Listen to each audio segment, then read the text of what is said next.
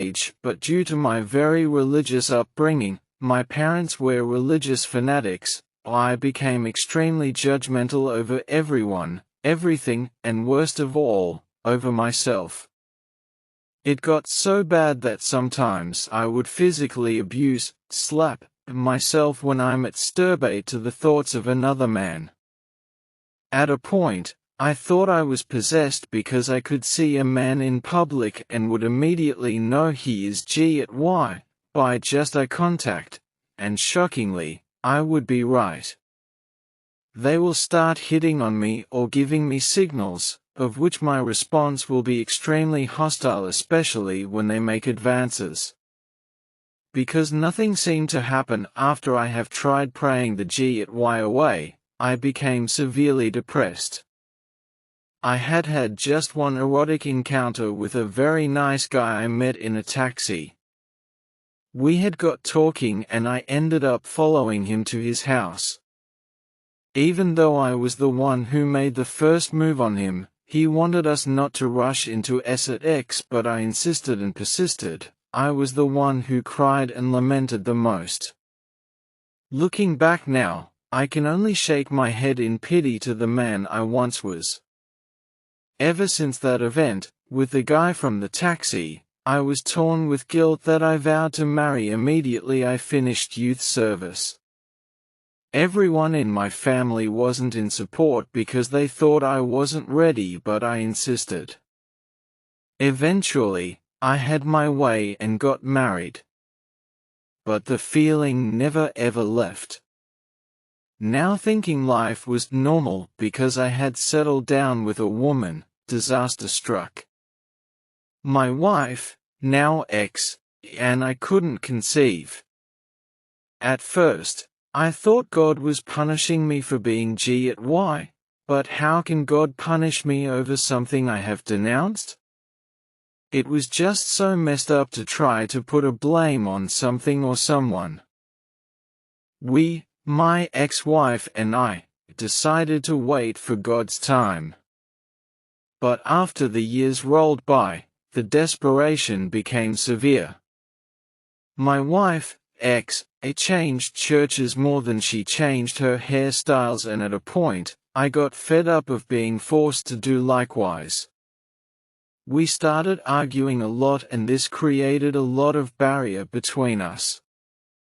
One day, my mother-in-law, who I dreaded, turned up unannounced and insisted that I start going to the church my wife, ex, had just recently began attending. It was one of these white garment churches. How my Pentecostal tongue-speaking wife became a barefoot, white garment-wearing woman all in the name of child-seeking baffled me like crazy. It was war that day. But since I was just one man against two strongly opinionated women, there was no way I could win.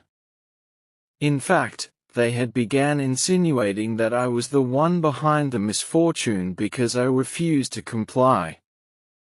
So I ended up agreeing to do as they wished. Let me also mention that my family cut ties with me because they assumed my wife, ex, charmed me into marrying early and had succeeded to tie me down even as an infertile woman. Worst of all, a family member of mine saw her, my ex-wife, in a dodgy spiritual church place, and trouble escalated. But because I was more interested in keeping the title married man more than anything else, I used all excuses and called them off. Boiling with anger for not having a say in my own home, even as the man of the house, I dressed in a white garment and joined my, then, mother-in-law and wife to wherever this church was located. The church was situated in the outskirts of Lagos, just after Badagry. When we got there, the service was in full swing. There were people dancing frantically to very loud drums as they clapped so hard it felt deafening. I was motioned to take off my shoes, which I did, as we stepped in. I had barely found a seat when this ugly, hoodlum-looking skinny child danced towards us like he was under some kind of devilish hypnosis. He held a couple of palm fronds in his hands which he swung forcefully around, whipping people who never seemed to care, except for the dance and music.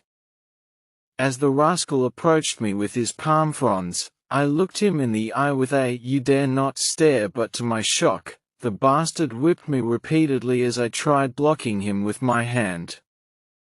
I had just clenched my fist in a nice firm ball and was about to break his jaw when the music and clapping stopped. I was shaking and sweating with anger when an elderly-looking man wearing a sash and holding a wand-looking stick began praying, and in few minutes, the service ended. My mother-in-law went into a room and emerged shortly afterwards as she signaled us, my ex-wife and myself, to come into the room. When we entered the small room, I noticed that it was adorned with many pictures of Jesus, numerous crucifixes, and had a strong smell of incense which almost triggered my asthma. A tall middle-aged man dressed in a white gown, with a purple cape, emerged through a cheap purple satin curtains and greeted us. Immediately we looked at each other. I knew he was gay. Don't ask me how I knew. I just knew. God has finally brought him here, he said triumphantly as my wife and mother-in-law smiled victoriously. He asked us to take a seat and began telling me the importance of coming to church and how everything was possible with God. He began to pray while doing some swaying as he spoke some funny languages which I don't believe was tongue-speaking. He asked me to stand up and ordered my mother-in-law and wife to close their eyes so that he could pray over me. He laid his massive hands on my shoulders as he prayed loudly. I just closed my eyes and waited for him to finish his prayer. To my shock, this man's hand ran down my chest and held my penis.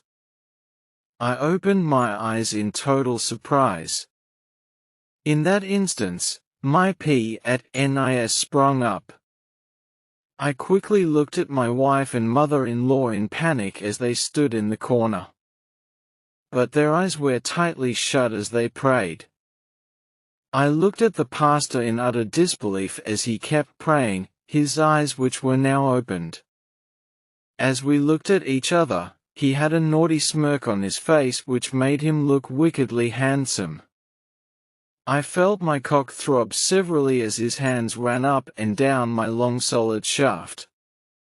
He licked his lips and shook his head in as if to say, "Damn, this is good." I was petrified and he noticed how scared I was. He suddenly stopped praying and asked the two women to leave the room, and they did without hesitation. As they left, he hurriedly locked the door behind them. Before I knew what was happening, all the many years of suppressed desires were let loose. I was holding a solid-built man in my arms and kissing him. He raised his robe and brought out the most fattest and beautiful penis I have ever seen. I felt the hotness and strength of it as I took it in my hand, which barely could go round it, while my mouth devoured his. My 9.3 inches D@CK was already out of my trouser, and in no time we were stroking each other's C@CK passionately. I went on my knees and took the prophet's C@CK in my mouth. It was so big that it perfectly matched the magnitude of my greed. His balls were equally big and heavy. They must have been heavy with SP@RM because when he eventually came, after f***ing my mouth seriously, the quantity of juice he released was damn too much. I didn't bother to spit it out. I swallowed every drop. He didn't waste a second to return the favor. He sucked the life out of my D@CK so good that even after I came in his mouth, I didn't want him to stop. As we embraced and kissed so passionately after we had eased our tension, I could taste our sperm on our tongues. He handed me a Tom-Tom sweet and took one himself as we dressed up silently. Before he opened the door, we shook hands and exchanged numbers. As we stepped out of his tiny office, my mother-in-law and wife were already in the car waiting for me. As they saw the Prophet and myself walking together, both beamed with smile. If only they knew what had happened. As we drove home, it felt weird that I had no iota of guilt. In my mind, I felt my wife, ex, and her mother deserved it because they pushed me to this point. In less than a week, I was pressured to attend a night vigil in that same church. At first I refused, but when it nearly turned to physical combat between I and the two women, I did as they pleased. Also at the time, the Prophet and I had been talking. He wanted to see me again, but I kept coming up with excuses because I was still indecisive. That night as we got to the church, he spotted me from the pulpit and smiled. My wife waved happily, thinking the smile was meant for her. Since that incident in his office, I could still feel his taste of his kiss on my lips, his warm mouth on my C@CK, the excess thickness of his C@CK on my palm and mouth, and most of all, I missed the warmth of his embrace. Even though I had wanked several times to that event, I longed for more. There was a guest minister who was preaching, and while the sermon was going on, the Prophet and I just kept looking at each other. My D.C.K. was so hard and I wanted him to touch and suck me.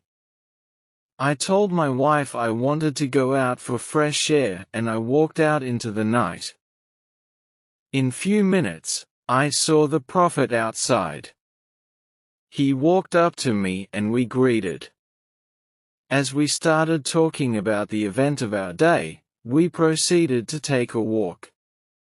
My pencil was tearing my trouser and I guess his was too, because he suggested we go a bit further to where there was a block and cement shack situated further away from the church itself, though still in the church premises.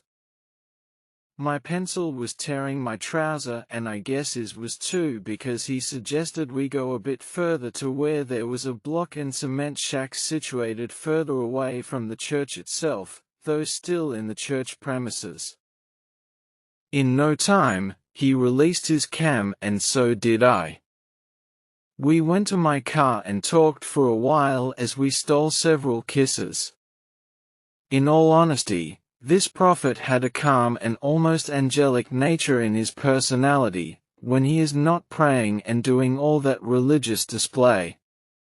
He told me of his estranged wife and son who were now in America, and how there was too much expectations from family for him to follow his father's footsteps, who also happened to also be a pastor. When I told him my struggle towards self-acceptance, all he said was, "You cannot be wiser than nature." As time went on, I was driving all the way down to the church to meet the Prophet. We also met in hotel rooms for hot knack. He was so good in love-making that he was able to finally enter me with his very giant pencil. He also had such a sweet shithole that I could knack forever if given the chance. He could ride a pencil like an expert and knack my brain sore. The problem in my home didn't get any better. My wife was spending more day and nights out and I was in a full-blown affair with the Prophet. But before I decided to start my affair with the Prophet, accept his proposal to be his lover, I had met the little rascal who whipped me in church on 2 occasions. One was in my house and the second time was close to my house. I later got to find out, from the Prophet, that this little boy was sleeping with my wife even without the consent of the Prophet. When I confronted her, she didn't blink an eye. Rather, she, and her mother, attacked me, saying that I couldn't perform as a man, and that was the last straw. I sent her packing and dissolved the marriage. At this point in my life, I'm done with living in denial and fear. Not like I'm out, but I have decided to do what makes me happy. Even if it's having an affair with a man. I can't recover the years I wasted in regret, but at least I can make the best out of what is ahead.